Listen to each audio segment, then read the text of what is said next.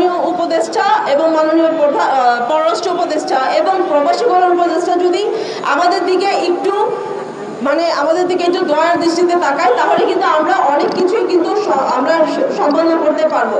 আমাদের দেশের ইউরোপ প্রত্যাশী বা ইউরোপের ভিসা প্রত্যাশী যে সমস্ত স্টুডেন্টরা আছে, ওয়ার্কার্সরা আছে, বা ফ্যামিলি রিউনিয়নের যে সমস্ত মানুষরা ইউরোপে যাওয়ার জন্য দীর্ঘদিন ধরে অপেক্ষারত থাকে, ইউরোপের বিভিন্ন অ্যাম্বাসি প্রসিডিউরসের নানাবিধ প্রবলেমের কারণে বা অন্য দেশে গিয়ে ভিসার ফাইল সাবমিট করার জন্য আমাদেরকে কিন্তু দীর্ঘদিন অপেক্ষা করতে হয় বা বিভিন্ন রকমের ঝামেলার মধ্যে পড়তে হয়।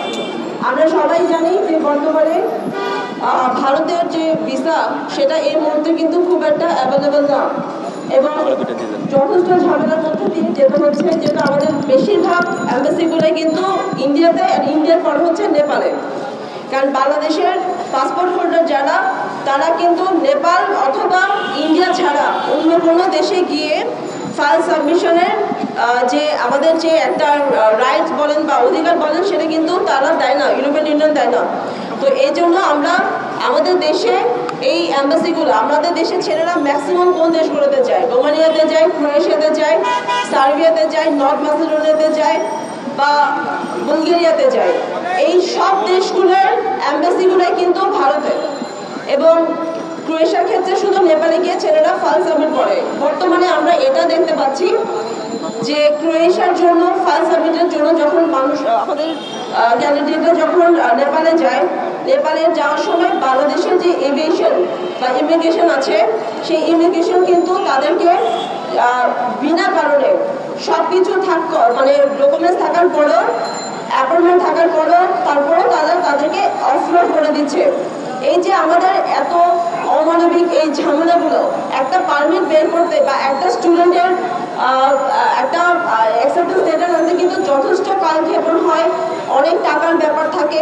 এরপরেও যদি একটা ছেলে এভাবে অপদস্থ হয়, তারা যদি অ্যাম্বাসিতে গিয়ে ফাইলটা সাবমিট করতে না পারে, এটা একটা অমানবিক একটা যন্ত্রণা বা দুঃসহ একটা যন্ত্রণা। তার পাশাপাশি টাকা প্রচুর খরচ হয়, টাকা দিয়েও আমরা অনেক কিছু নিশ্চিত করতে পারি না। তো এত ঝামেলা আমরা আর নিতে পারছি না, সত্যি কথা। প্লাস 2025-এ আমাদের যে সুযোগগুলো এসছে, লাইক রোমানিয়াতে প্রায় 3 গুণ বেশি কোটা বাড়তে যাচ্ছে। এই 3 গুণ বেশি যদি কোটা বাড়তে যায়, তাহলে অবশ্যই কিন্তু আমাদেরকে আমাদের অ্যাম্বাসিগুলোতে যে আমাদের যে সুবিধাগুলো, আমাদেরকে গিয়ে ফাইলটা সাবমিট করার যে সুযোগটা, সেটা আমাদেরকে করে দিতে হবে, নইলে আমরা এই সুবিধাটা কিন্তু পাবো না।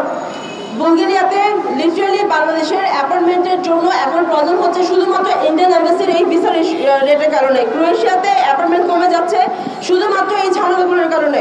তো এগুলো যদি আমাদের মাননীয় উপদেষ্টা এবং মাননীয় পররাষ্ট্র উপদেষ্টা এবং প্রবাসী কল্যাণ উপদেষ্টা যদি আমাদের দিকে একটু দয়ার দৃষ্টিতে তাকায়, তাহলে কিন্তু আমরা অনেক কিছুই কিন্তু আমরা সম্পাদন করতে পারবো।